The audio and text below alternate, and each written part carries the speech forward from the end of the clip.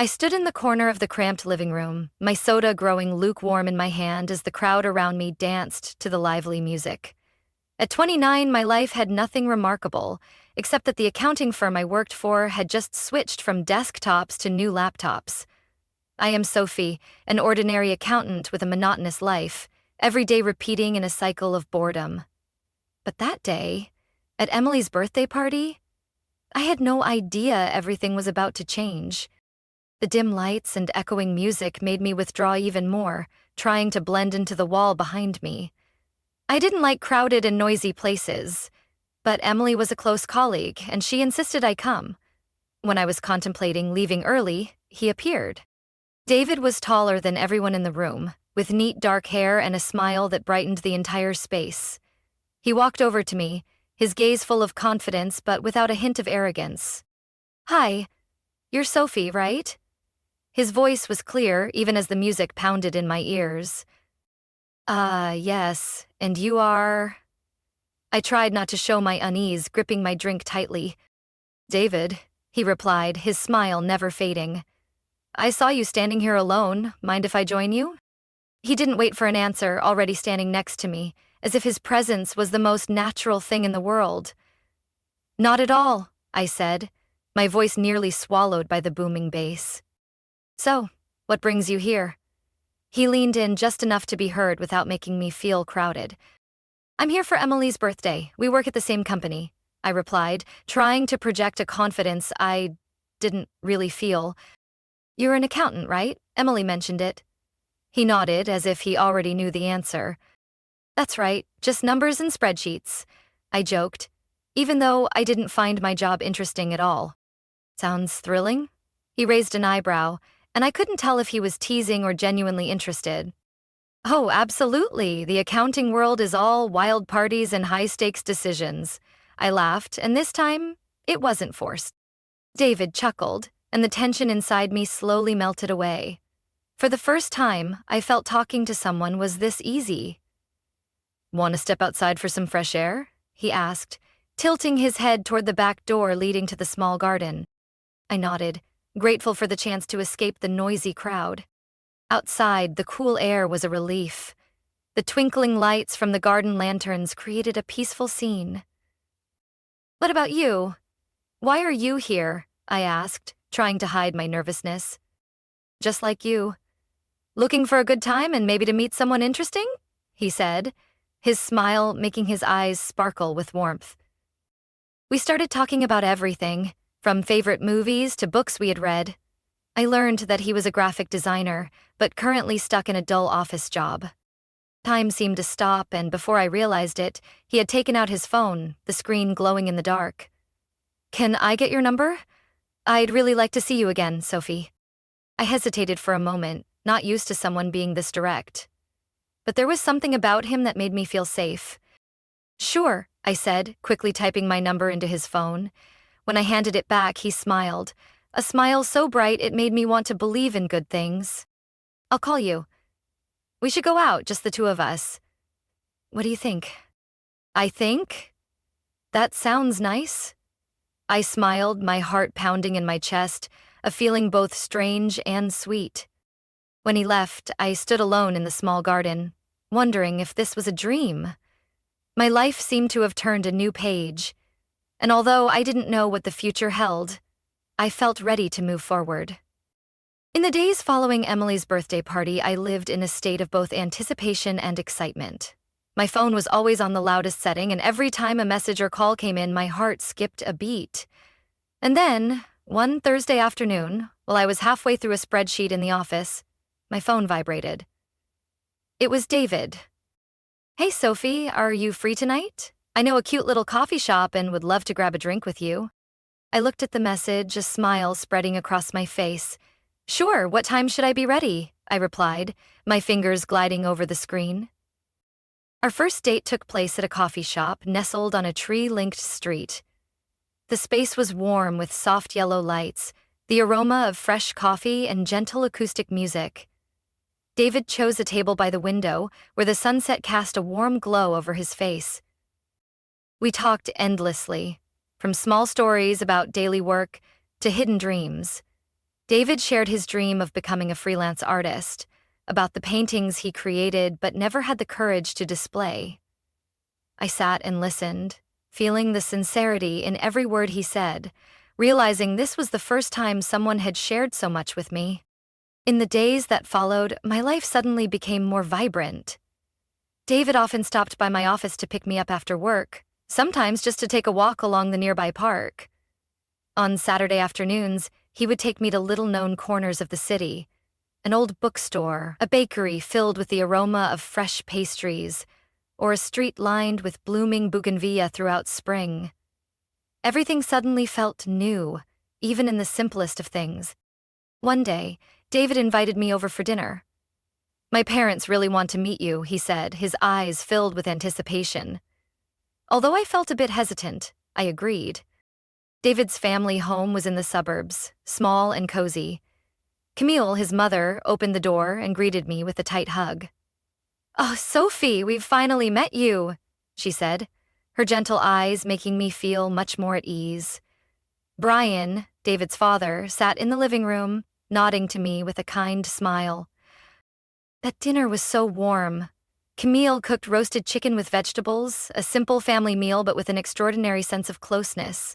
They asked me about my work, my family, and shared funny stories about David's childhood. I felt like I had been a part of their family for a long time. Time passed. Winter gave way to spring. David and I became inseparable.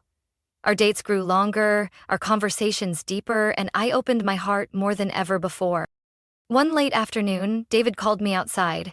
He said he wanted to take me to a special place. His car slowly made its way to the riverbank, where the water reflected the city lights like thousands of stars. A gentle breeze carried the fresh scent of cool water. We walked hand in hand along the stone path. Then David stopped under a small bridge, where the lights created vibrant golden streaks. He turned to me, held my hand tightly, his eyes serious yet filled with tenderness. "Sophie," he said, his voice warm and deep. "I know this might be too soon, but I don't want to wait any longer. Will you marry me?" The question rang out, clear and precise, making my heart skip a beat. The world seemed to fall silent, with only the sound of the wind and the water gently flowing beneath the bridge. "I do," I whispered, my voice soft but filled with a sea of emotions. David smiled, a smile that melted all my worries away. He gently slipped a simple yet elegant silver ring onto my finger. The ring was not too flashy, but perfect for me, just like how he always approached everything with such thoughtfulness and depth. We got married in the summer, in the small garden behind David's parents' house. It was a simple ceremony, only with family and a few close friends. I wore a soft white dress, nothing too fancy. But when I stood in front of the mirror, I truly felt beautiful. Camille helped me adjust my hair, her eyes shining with pride. David waited for me under a floral arch decorated with white roses and green leaves. When I walked towards him, he looked at me as if I were the most wonderful thing he had ever seen. The ceremony was gentle, and when we exchanged vows, I knew I had found my place. After the wedding, we moved into my small apartment. Life was fresh and sweet. But after a few months, David proposed an idea that made me think. "Hey," he began one evening as we sat on the old sofa watching a movie. "My parents are getting older, and I want us to move in with them for a while.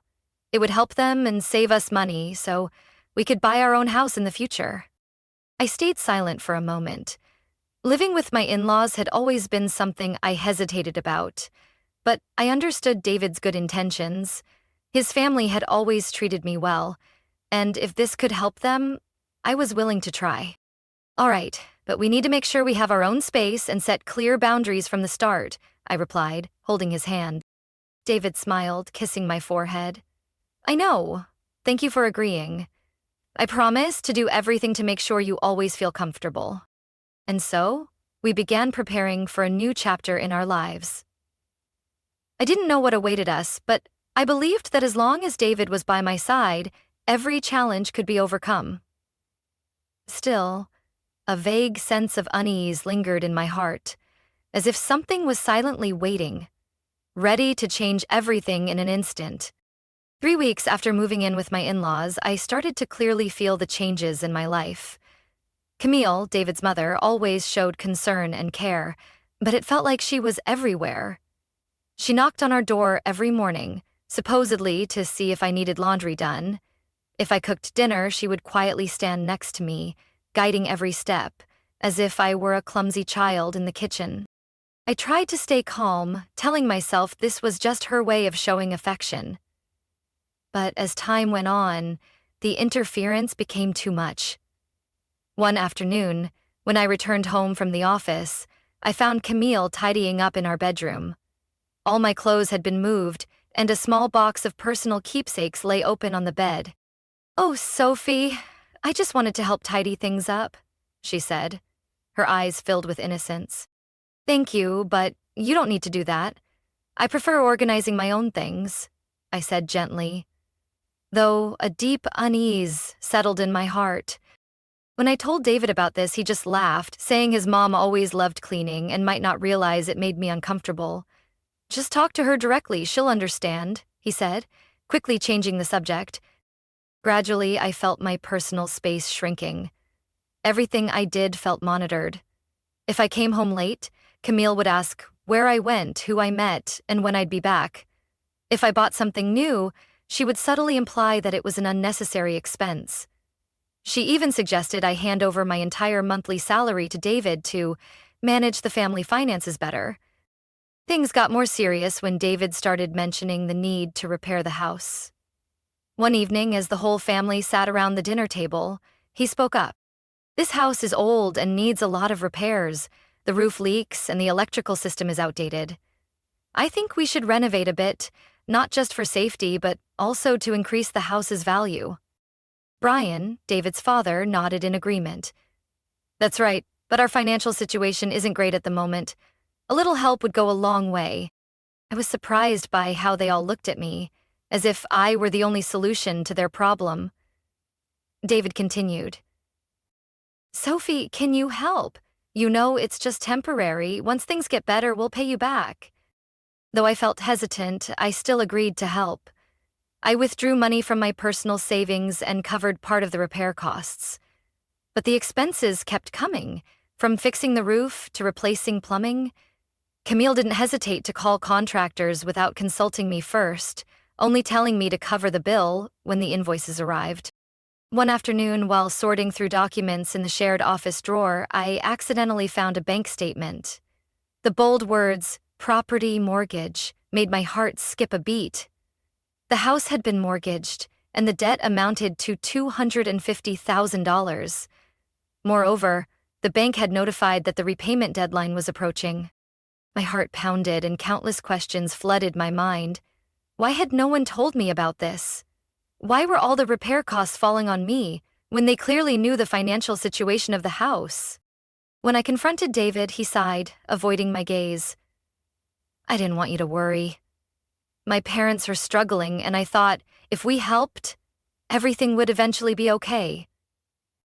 "But this debt is too big, David. We can't handle it on our own." He remained silent, then suddenly said, "Or maybe you could ask your dad? He's in a good financial position. It's just temporary. I promise we'll pay him back." I was stunned, not expecting him to suggest that. I knew my father was always willing to help, but this wasn't just about money. It was about the truth of how I had been deceived, how my in-laws had exploited my kindness. In the end, wanting to save the situation, I still called my dad. He agreed to help, but with the condition that everything needed to be documented clearly. I didn't object, as it was reasonable. When the money was transferred, Camille and Brian seemed to breathe a sigh of relief, continuously thanking me. But David became distant, as if he was irritated by my father's cautiousness. The real turning point came not long after. One early morning, as I was getting ready for work, my phone rang. It was a doctor from the hospital, their voice filled with regret. "Sophie, your father has had an incident. We're very sorry." The world collapsed beneath my feet. I rushed to the hospital, but it was too late. My father had passed away suddenly from a heart attack. leaving me with a whirlwind of emotions. At the funeral, David and his family appeared very attentive, but amid the condolences, I started to hear strange whispers. A distant relative mentioned seeing David talking to the bank about a loan he needed to erase traces of. My instincts told me something was wrong. I went through the documents my father had kept and discovered that the money he lent to David's family had never been officially recorded. The receipts I thought were fully signed were, in fact, just makeshift copies without legal value. The pieces of the puzzle began to come together. Camille, Brian, and David had secretly conspired, using my trust to wipe out their massive debt. They never intended to repay the money. They had even set up a plan where I would bear all the consequences if the house was foreclosed by the bank. A surge of anger rose within me, but I knew I needed to stay calm. They thought I was just a naive girl, easy to manipulate, but they were wrong. Very wrong. I sat alone in the small room, the light from the desk lamp casting shadows over the piles of documents in front of me. The receipts, contracts, and my father's handwritten notes appeared faintly under the yellow glow. I couldn't believe everything had gone this far, that the family I once considered close could coldly take advantage of me to this extent. I took a deep breath, telling myself to remain calm. The feeling of betrayal crept into every cell, but I knew I couldn't let my emotions take over. If I wanted to reclaim justice, I needed a specific and wise plan. I decided to contact my father's lawyer, Mr. Howard Grayson, who had been with our family for many years. "Sophie, I heard about your father. I'm so sorry," he said over the phone, his voice filled with sincerity. "Thank you, Uncle Howard, but today I need your help with something even more important," I said, keeping my emotions in check. "I need you to review all the documents related to the money my father lent to David's family. I feel like something isn't right." The next day, I met Howard at his office. He had already prepared a thick file. "Sophie, you were right. The documents your father signed were only temporary copies, but fortunately he sent me the official, notarized originals." I looked at the papers Howard handed me, and a sense of relief washed over me. All the loans, the amounts, and the repayment timelines were clearly documented, undeniable. "I want to negotiate with them, but I need everything to be legal and transparent," I said, my eyes filled with determination. Howard nodded. "I'll arrange a meeting. Prepare yourself." A few days later, the negotiation took place at the lawyer's office. David, Camille, and Brian showed up with confident faces, perhaps thinking I would be as easily led as before. But today, things would be different. "Sophie, what's this all about? Why do you need all of us here?" David started, his voice tinged with irritation. "I think we need to clear up the matter of the money my father lent you," I responded, my voice calm but sharp. Camille shrugged, trying to keep a natural demeanor. "Oh, dear Sophie, we're family. There's no need to make such a big deal out of this." "Yes, family," I emphasized. "Then why did the family deliberately hide the mortgage debt from me? Why did you use the money without intending to repay it?" David immediately stood up. "What are you talking about? Isn't everything clear already? We don't owe you anything." I placed the file on the table, opening it in front of them. "These are the original, notarized documents. Every loan, every receipt, every transaction is clearly recorded. If you don't want to resolve this peacefully, I will have to take legal action." Camille's expression shifted from surprise to panic. Brian sat silently, his hands trembling slightly. Only David maintained a tough exterior. "Are you threatening me, Sophie? You don't have any evidence." I smiled, but there was no joy in my eyes. "On the contrary, I have enough evidence to file a lawsuit, and if this goes to court, not only will the $250,000 debt need to be paid immediately, but this house will also be seized. I don't think you want that to happen, do you?" The atmosphere in the room grew so heavy it was hard to breathe. Howard sat next to me, saying nothing but his gaze full of support. Finally, Camille broke down in tears. Sophie, please. We have nothing left. If we lose this house, we won't know where to go. That was your choice, I replied, my voice unwavering. I won't let myself be taken advantage of anymore. After a long argument, they were forced to agree to transfer the house ownership to me to clear the debt. All legal procedures were completed quickly. Every signature placed on the documents, every seal stamped, felt like the final nails sealing the door to my painful past. On the day they moved out, I stood on the porch, watching David and his parents pack their belongings into the old truck.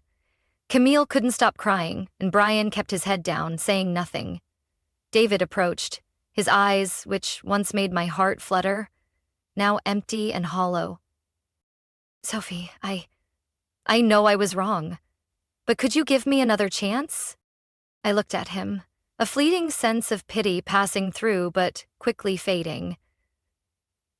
David, I've given you many chances, but you lost them all on your own. We're done. I hope you find your own path, but not here, and not with me. He stood there, his shoulders slumped, then quietly turned away. As the truck drove off, I felt a fresh breeze blow into the house, bringing with it the tranquility I had long sought. In the days that followed, I began to rebuild my life. I redecorated the house, every wall, every corner reflecting my personal touch.